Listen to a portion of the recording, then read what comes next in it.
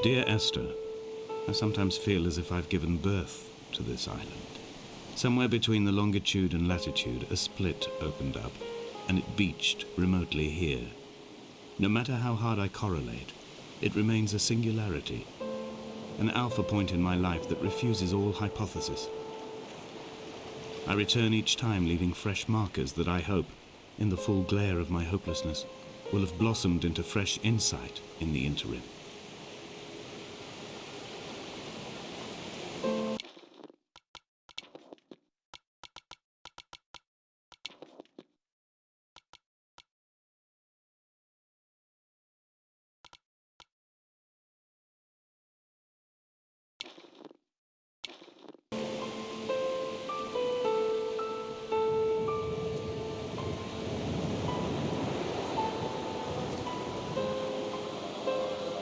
It's interesting.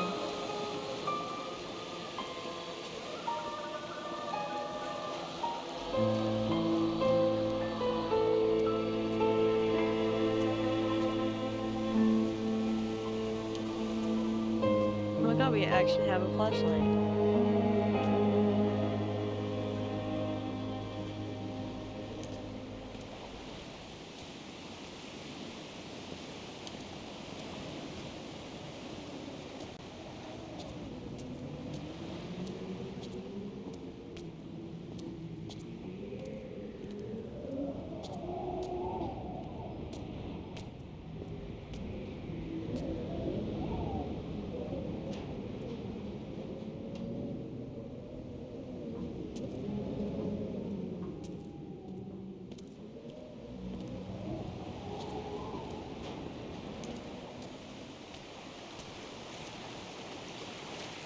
Did I?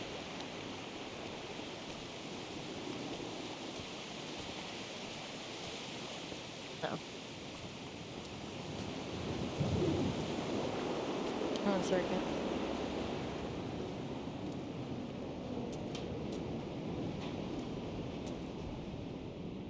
Do, do, do, do, do.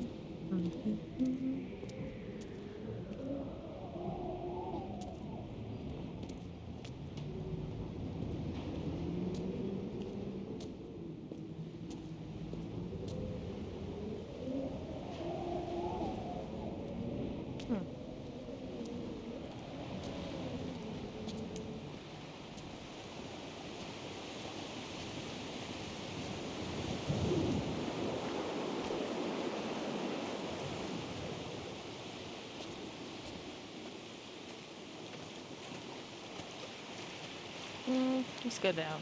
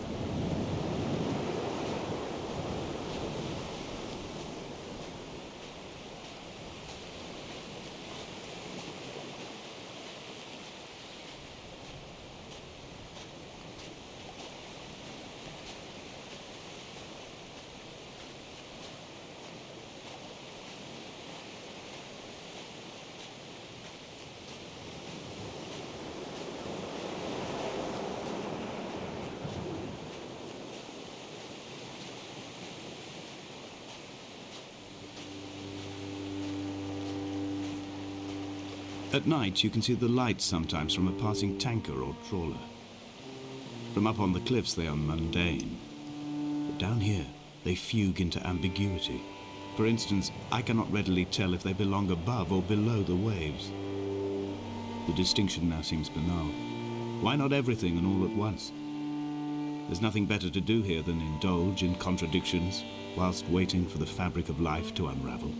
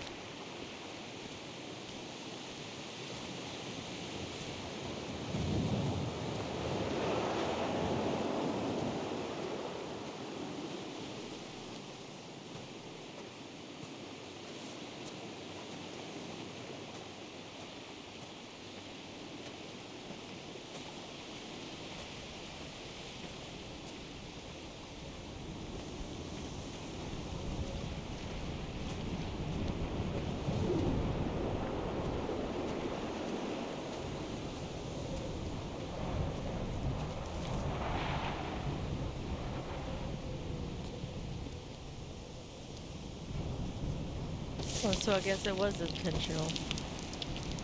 Never mind.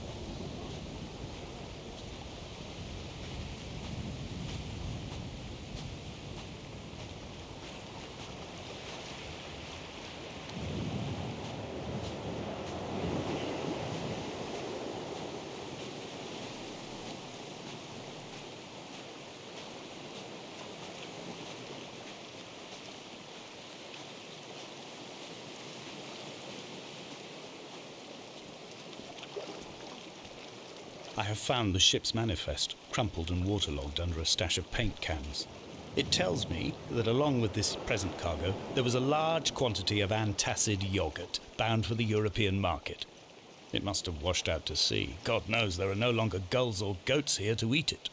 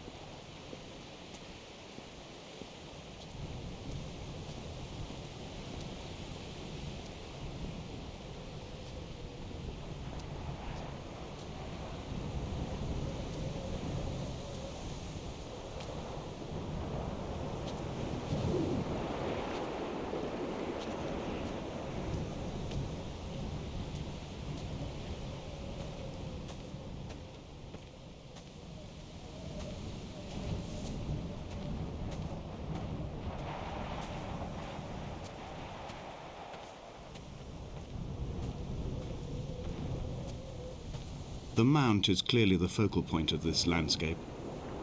It almost appears so well placed as to be artificial. I find myself easily slipping into the delusional state of ascribing purpose, deliberate motive to everything here. Was this island formed during the moment of impact? when we were torn loose from our moorings and the seatbelts cut motorway lanes into our chests and shoulders, did it first break surface then?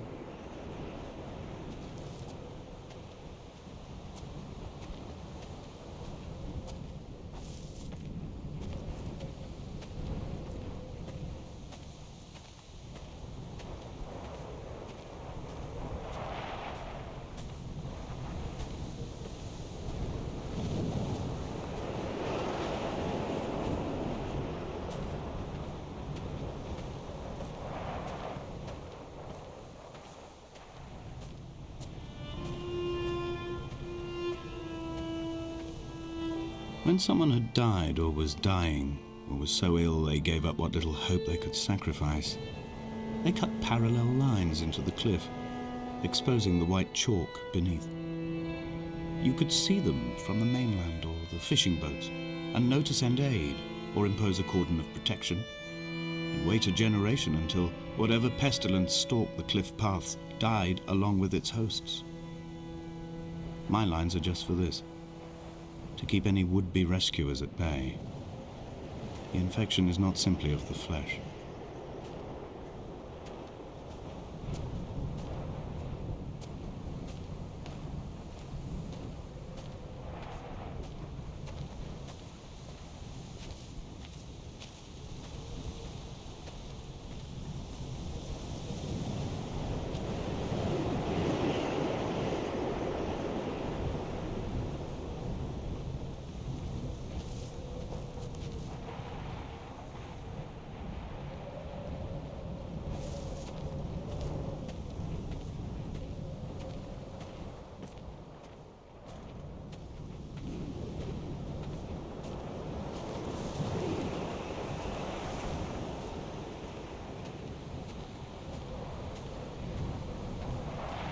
They were God-fearing people, those shepherds.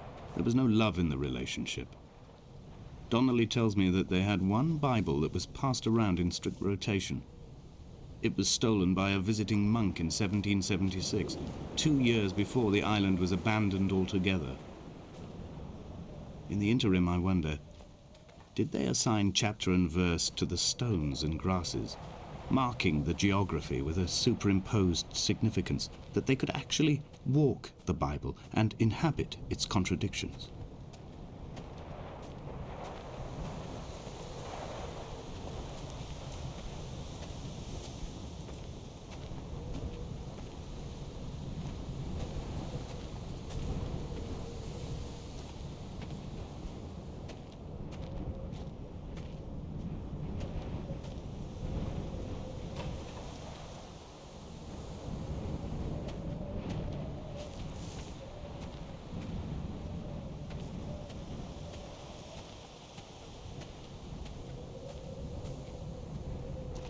Dear Esther, I met Paul.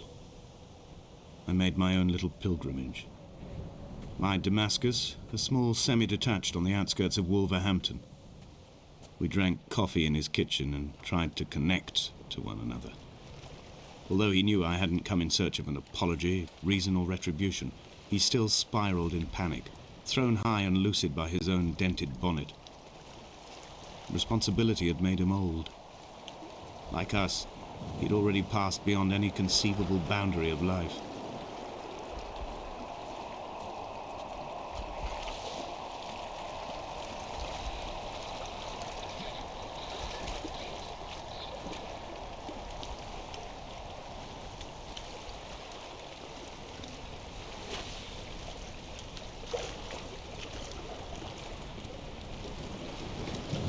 This hermit, this seer, this distant historian of bones and old bread, where did he vanish to? Why, asked the farmers. Why, asked Jacobson. Why bother with your visions at all, if you're just to throw your arms up at the cliff and let it close in behind you and seal you into the belly of the island, a museum shut to all but the most devoted?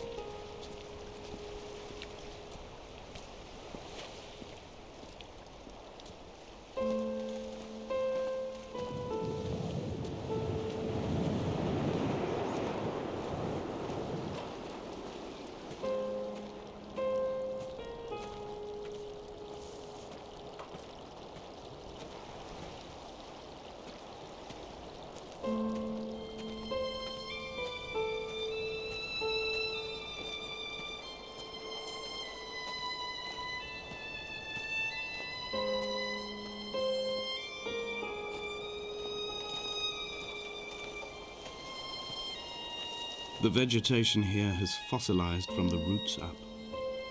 To think they once grazed animals here, the remnants of occupation being evidence to that. It is all sick to death. The water is too polluted for the fish, the sky is too thin for the birds, and the soil is cut with the bones of hermits and shepherds. I've heard it said that human ashes make great fertilizer, that we could sow a forest from all that is left of your hips and ribcage, with enough left over to thicken the air and repopulate the bay.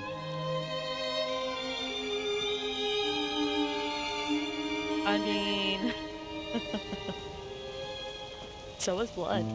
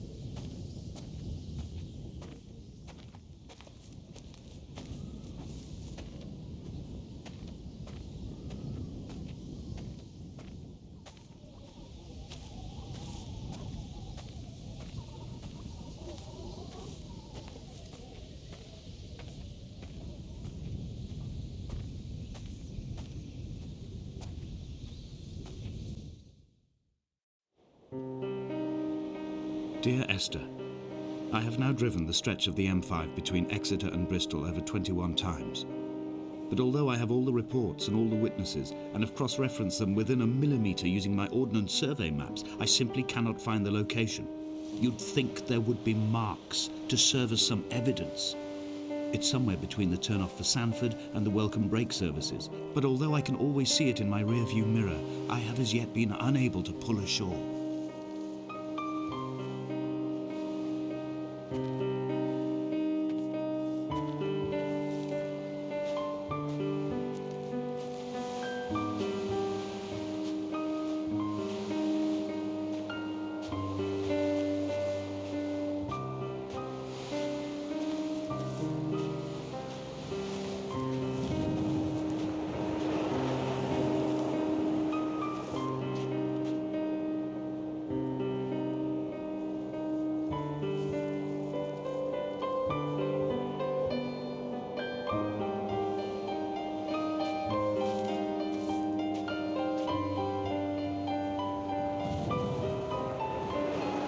Just saying how lovely the music is, seriously.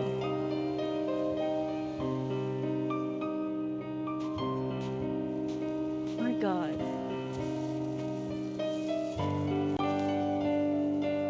So considering how much talking it is, I will be muted a bit because I'm interested in the story. And I don't want to accidentally talk over it. You know? You get me? It's supposed to be very immersive as well, so I'm gonna go ahead and mute myself for a little bit.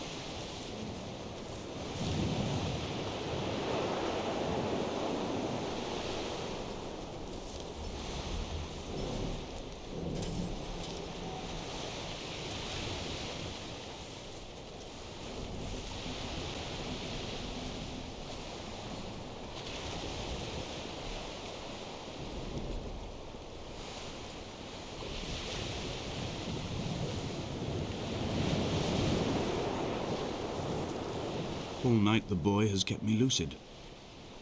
I sat, when I was at the very edge of despair, when I thought I would never unlock the secret of the island, I sat at the edge and I watched the idiot boy blink through the night.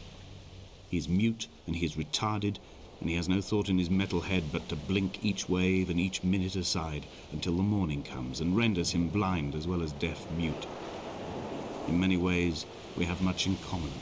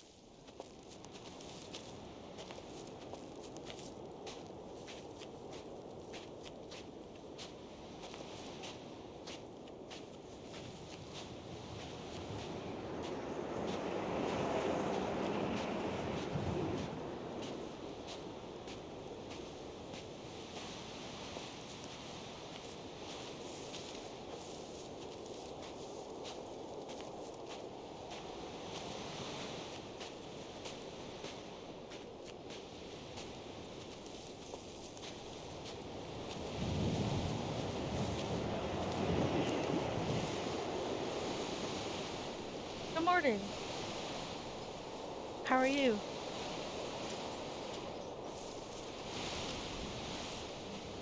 I had kidney stones and you visited me in the hospital.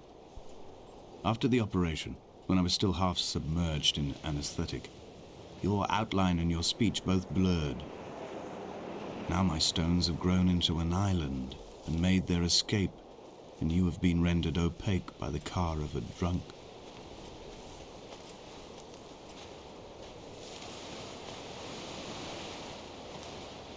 I'm okay, I guess.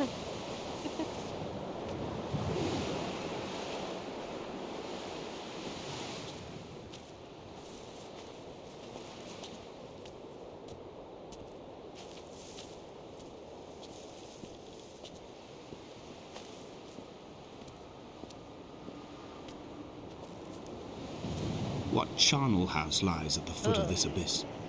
How many dead shepherds could fill this hole? Well, I'm not gonna find out. Ugh. Okay, it's better than bad. Yeah.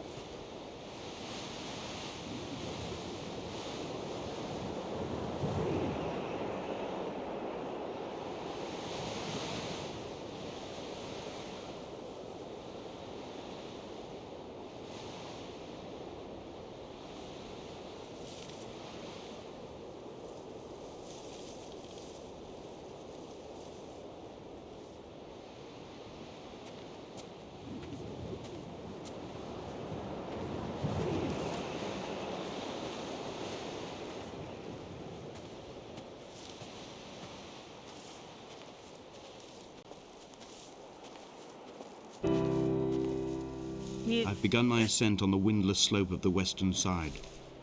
The setting sun was an inflamed eye squeezing shut against the light shone in by the doctors.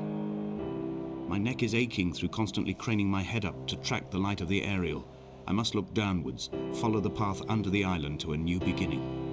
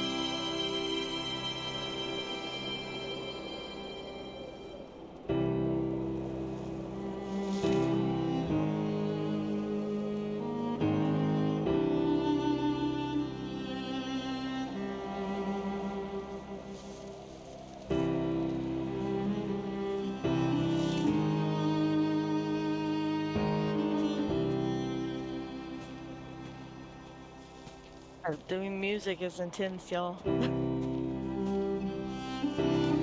The bothy was constructed originally in the early 1700s.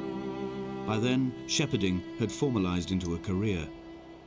The first habitual shepherd was a man called Jakobsen, from a lineage of migratory Scandinavians. He was not considered a man of breeding by the mainlanders. He came here every summer whilst building the bothy, hoping eventually that becoming a man of property would secure him a wife and a lineage. Donnelly records that it did not work. He caught some disease from his malcontented goats and died 2 years after completing it. There was no one to carve white lines into the cliff for him either.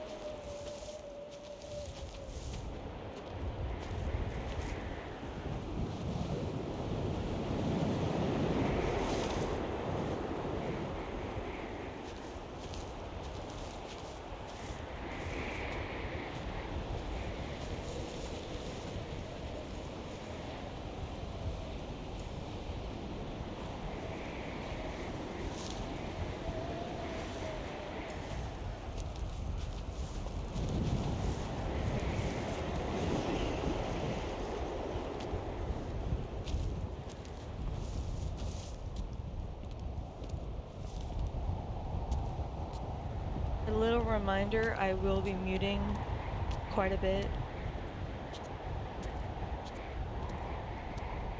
Because it's so story heavy and all the voice acting and the music. I'm mostly gonna be quiet out of attention. So I'm not gonna try, meaning I'm not intentionally ignoring chat. He left his body to the medical school and was duly opened out for a crowd of students 21 days after his passing. The report is included in my edition of his book. The syphilis had torn through his guts like a drunk driver, scrambling his organs like eggs on a plate. But enough definition remained for a cursory examination, and, as I suspected, they found clear evidence of kidney stones. He's likely to have spent the last years of his life in considerable pain. Perhaps this is the root of his laudanum habit. Although its use makes him an unreliable witness, I find myself increasingly drawn into his orbit.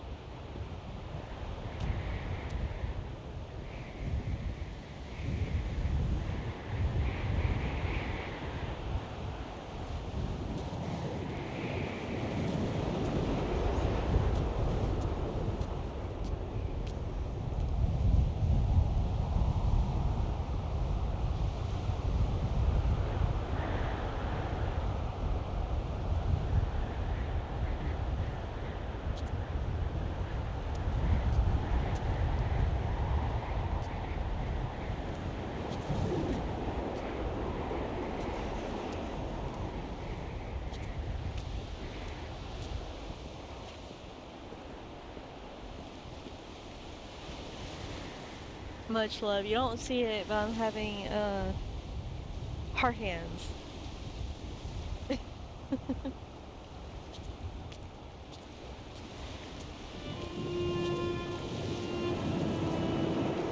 They found Jakobsen in early spring. The thaw had only just come. Even though he'd been dead nearly 7 months, his body had been frozen right down to the nerves and had not even begun to decompose. He'd struggled halfway down the cliff path, perhaps looking for some lost goat, or perhaps in a delirium, and expired, curled into a claw right under the winter moon. Even the animals shunned his corpse. The mainlanders thought to bring it home unlucky. Donnelly claims they dragged it to the caves to thaw out and rot, but he is proving an unreliable witness.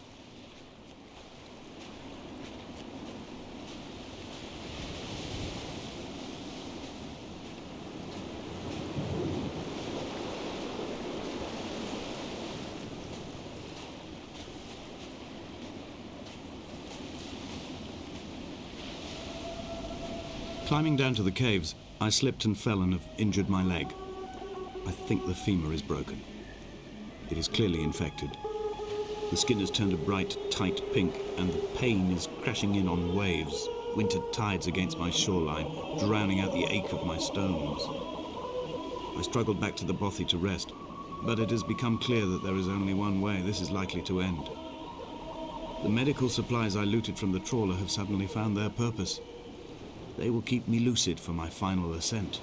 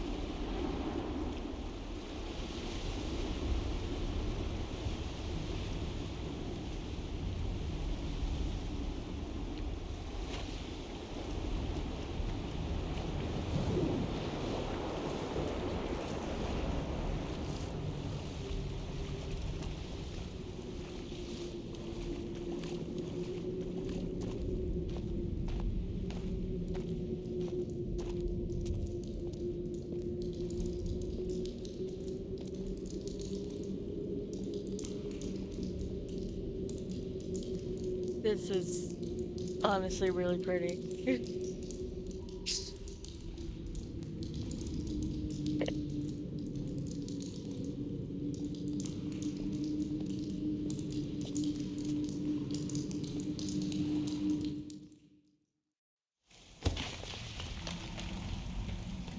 Into the abyss we go.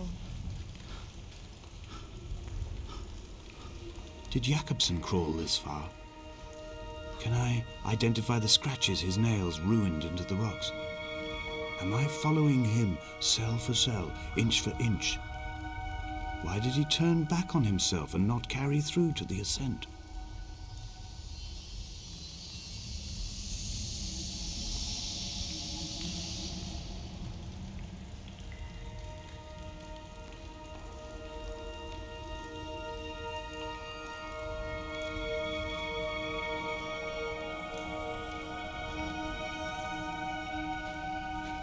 This is gorgeous. I want to be. Oh, wow.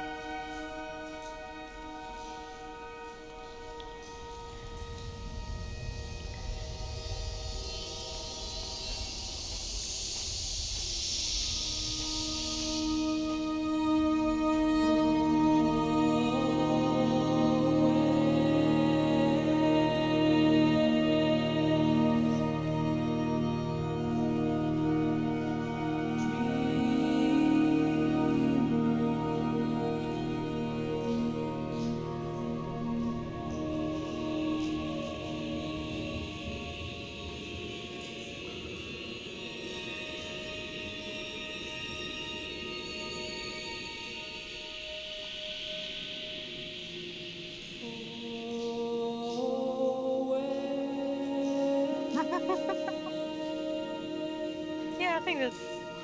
Yeah. Get up and go to the computer.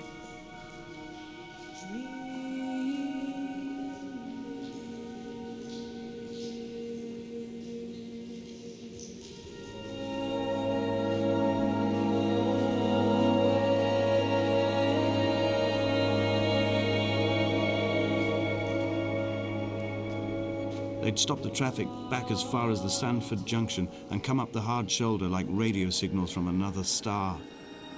It took 21 minutes for them to arrive. I watched Paul time it to the second on his watch.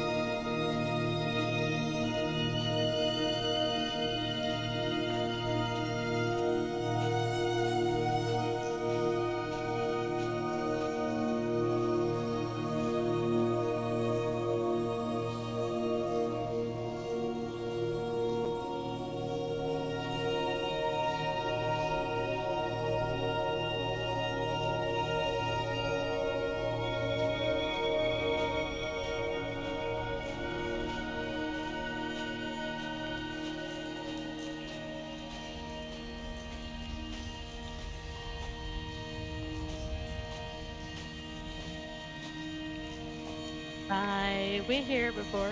Well, this is where I started. Oops.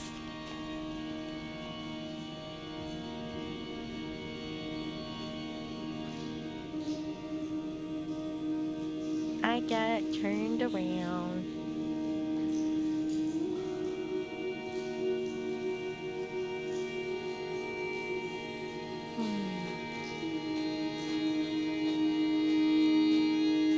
Really cool music though, like seriously. And all these caves. Bioluminescence?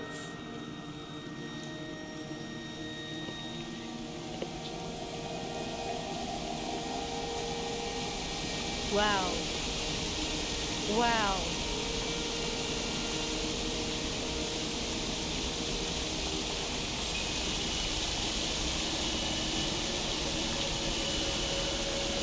Andromeda!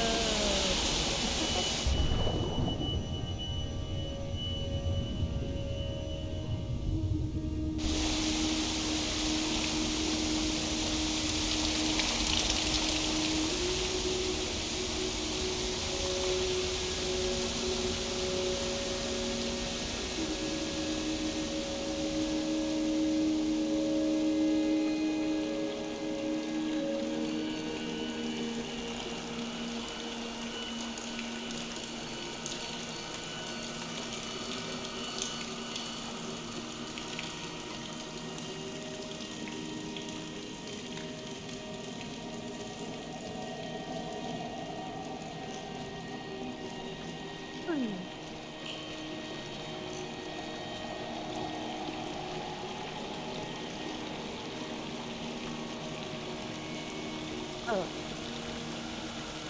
I got the EBGs.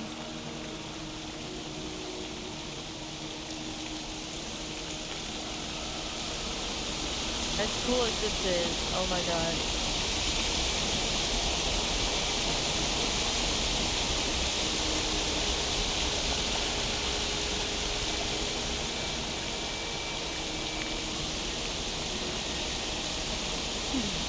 Excuse me. The allergies today. I am so sorry.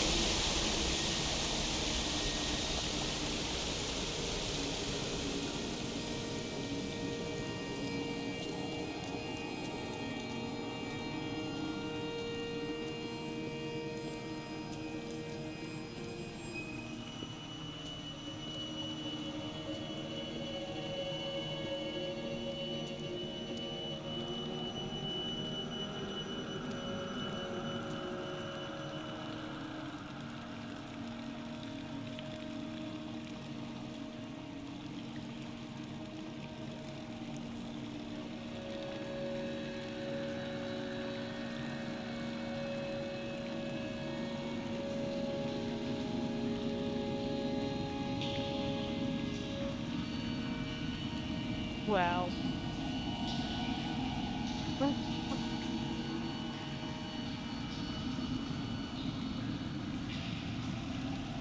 This is sick on a whole level. In my final dream, I sat at peace with Jakobsen and watched the moon over the Sandford Junction. Goats grazed on the hard shoulder. The world gone to weed and redemption. He showed me his fever scars, and I mine. Between each shoulder, the nascency of flight.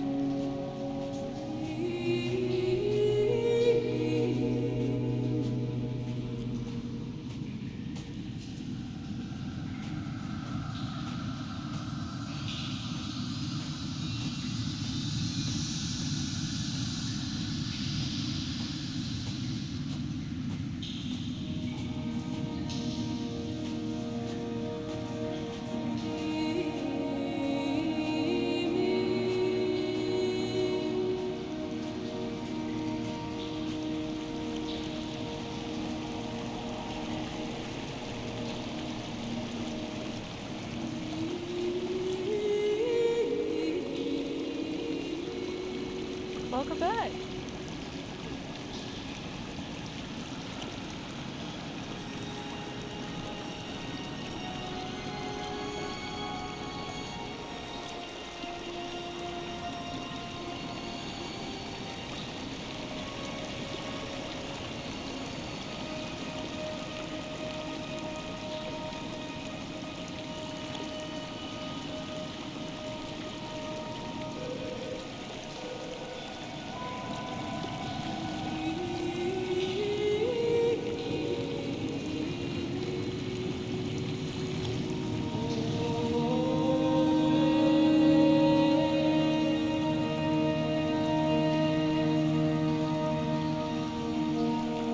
Have you been here?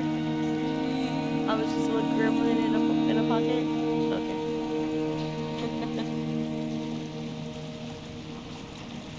Now where to?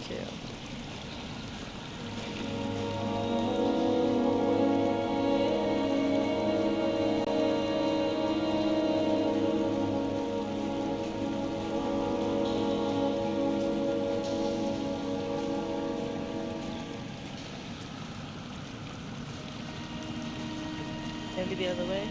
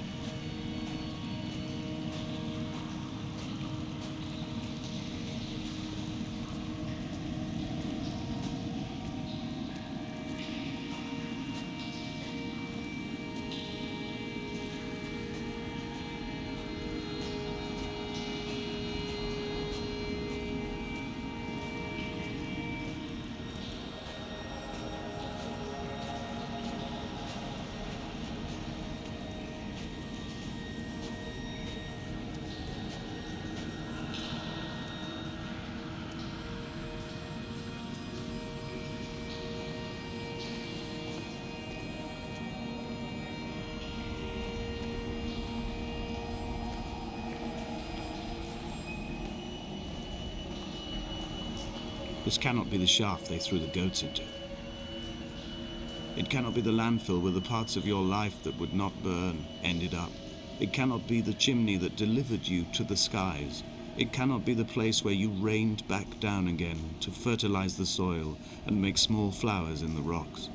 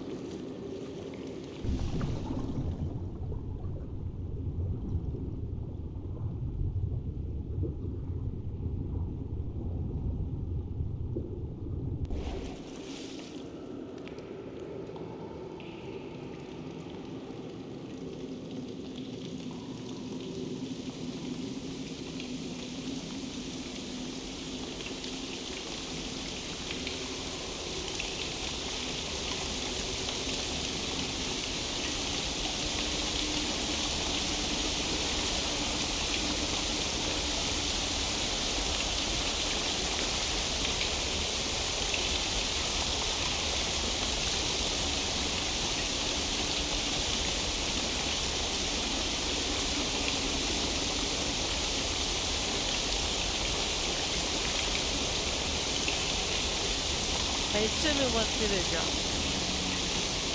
With 2 holes that we had to go through anyway, so hello.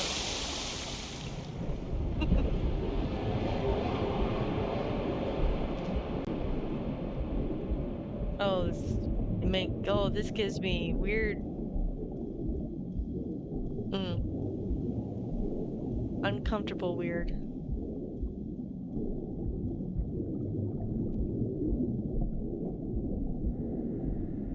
Oh, this is the car wreck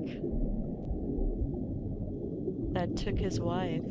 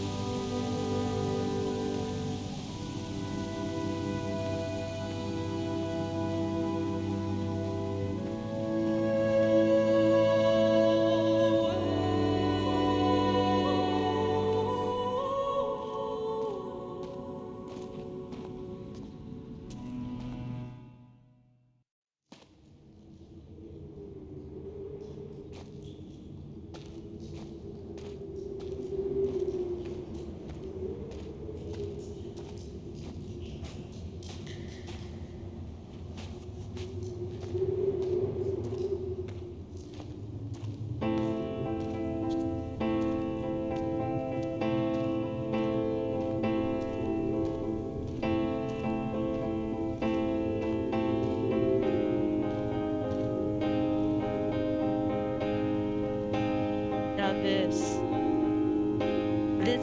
is what I like. This is what I love with the type of background, and it's brilliant. I sat here and watched 2 jets carve parallel white lines into the sky. They charted their course, and I followed them for 21 minutes until they turned off near Sanford and were lost. If I were a gull, I would abandon my nest and join them. I would starve my brain of oxygen and suffer delusions of transcendence. I would tear the bottom from my boat and sail across the motorways until I reached this island once again.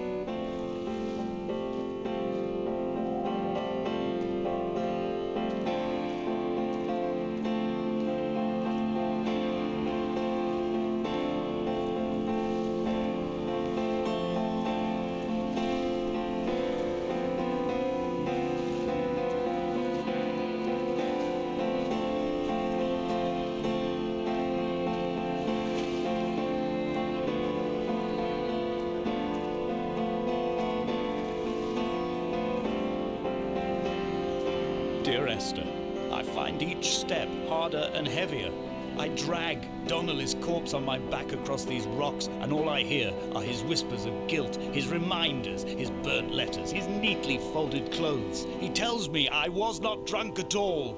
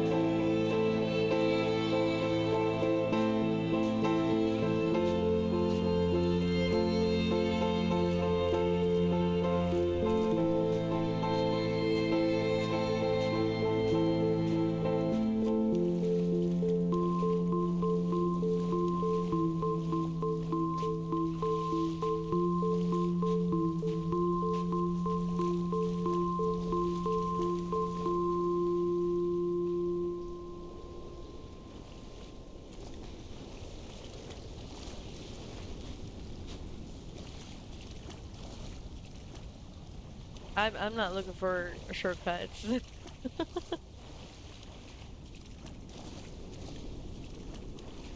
There were chemical diagrams on the mug he gave me coffee in, sticky at the handle where his hands shook. He worked for a pharmaceutical company with an office based on the outskirts of Wolverhampton. He'd been travelling back from a sales conference in Exeter, forming a strategic vision for the peddling of antacid yogurt to the European market. You could trace the connections with your finger, join the dots, and whole new compounds would be summoned into activity. This is a very walk around and find out.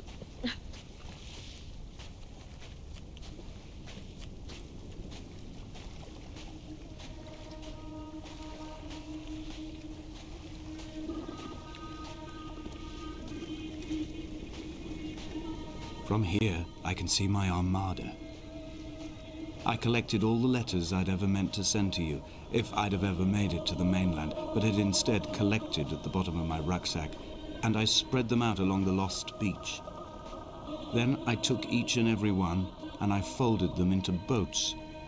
I folded you into the creases, and then, as the sun was setting, I set the fleet to sail. Shattered into 21 pieces, I consigned you to the Atlantic, and I sat here until I'd watched all of you sink.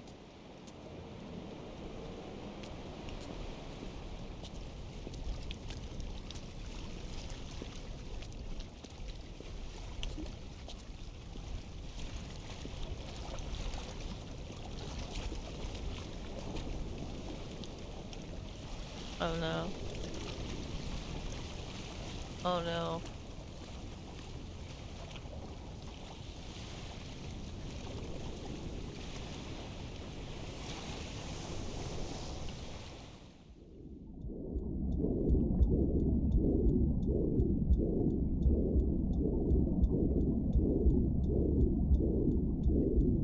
Come back.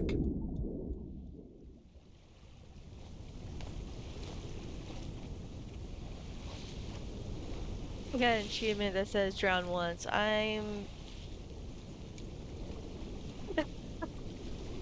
Yikes.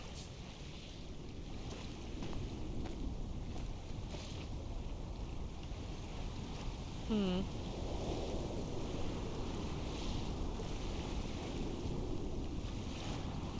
Makes me curious. How many times can I go in the water and get all the achievements?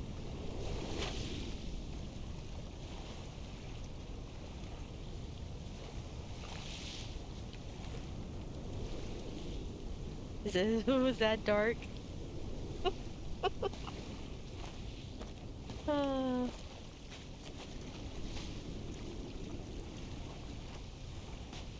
I'm gonna do it. I'm gonna do it at least one more time.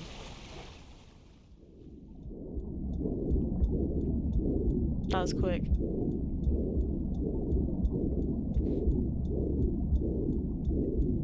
Come back. Yep. Where do I go? To there?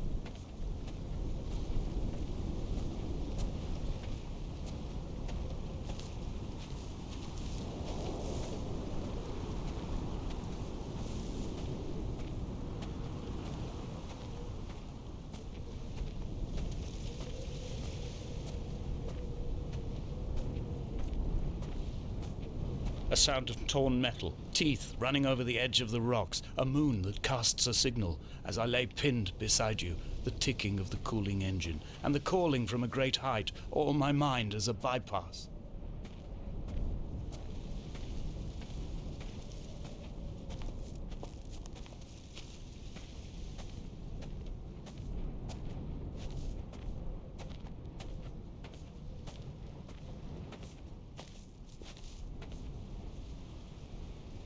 Not gonna lie, I feel a little motion sick.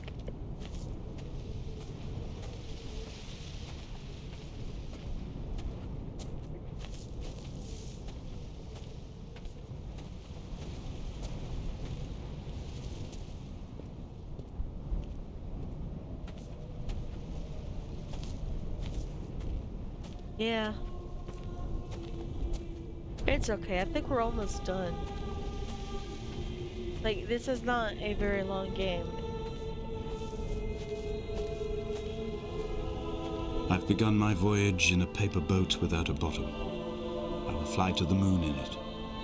I've been folded along a crease in time, a weakness in the sheet of life. Now you've settled on the opposite side of the paper to me. I can see your traces in the ink that soaks through the fiber, the pulped vegetation.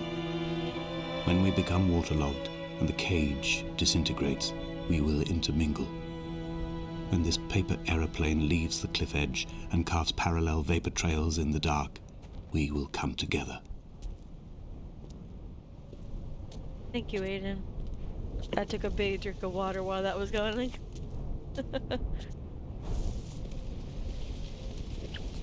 But yeah, I can... Like, it's not an extreme feeling, it's just subtle.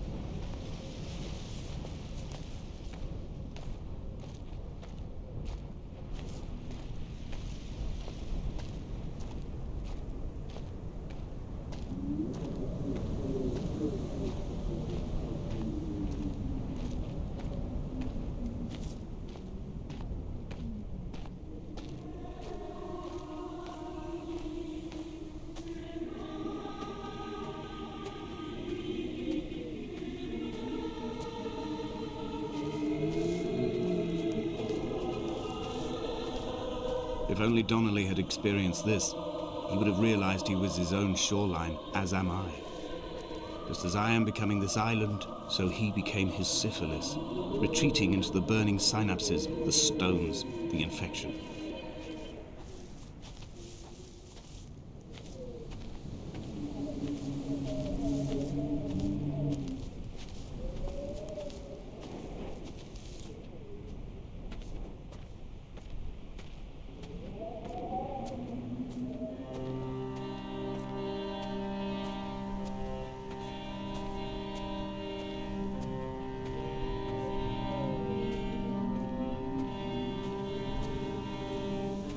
Returning to my car afterwards, hands still shaking, and a head split open by the impact.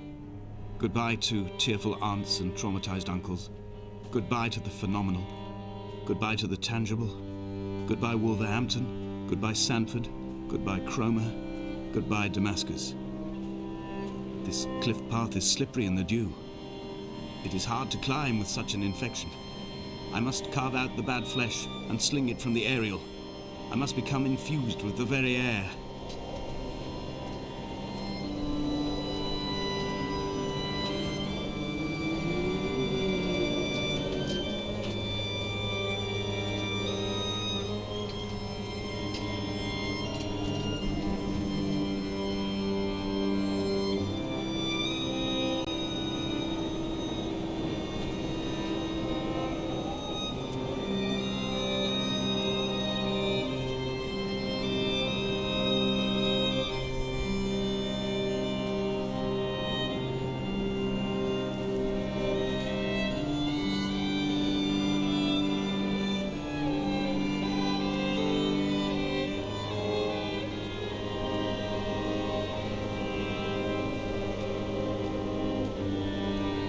He was not drunk, Esther.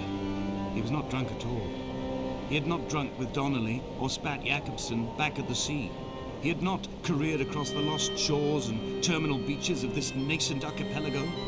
He did not intend his bonnet to be crumpled like a spent tissue by the impact. His windscreen was not star-studded all over like a map of the heavens. His paintwork etched with circuit diagrams, strange fish to call the gulls away. The phosphorescence of the skid marks lighting the M5 all the way from Exeter to Damascus.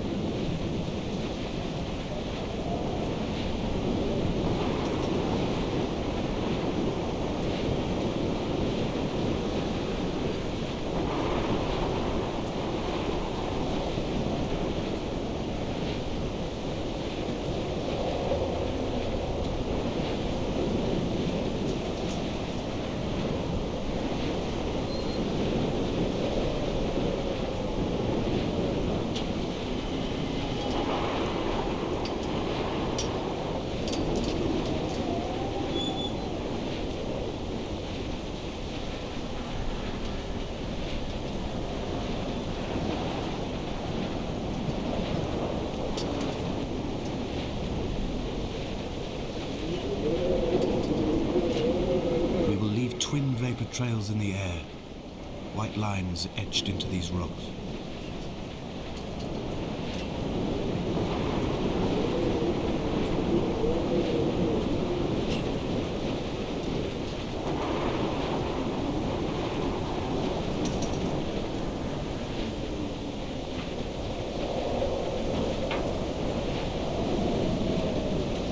Dear Esther, I have burnt my belongings, my books, this death certificate.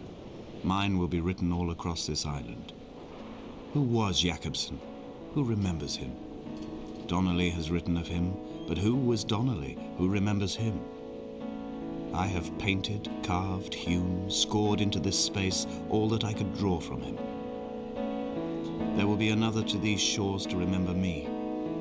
I will rise from the ocean like an island without bottom, come together like a stone, become an aerial, a beacon, that they will not forget you. We have always been drawn here. One day the gulls will return and nest in our bones and our history. I will look to my left and see Esther Donnelly flying beside me. I will look to my right and see Paul Jacobson flying beside me. They will leave white lines carved into the air to reach the mainland, where help will be sent.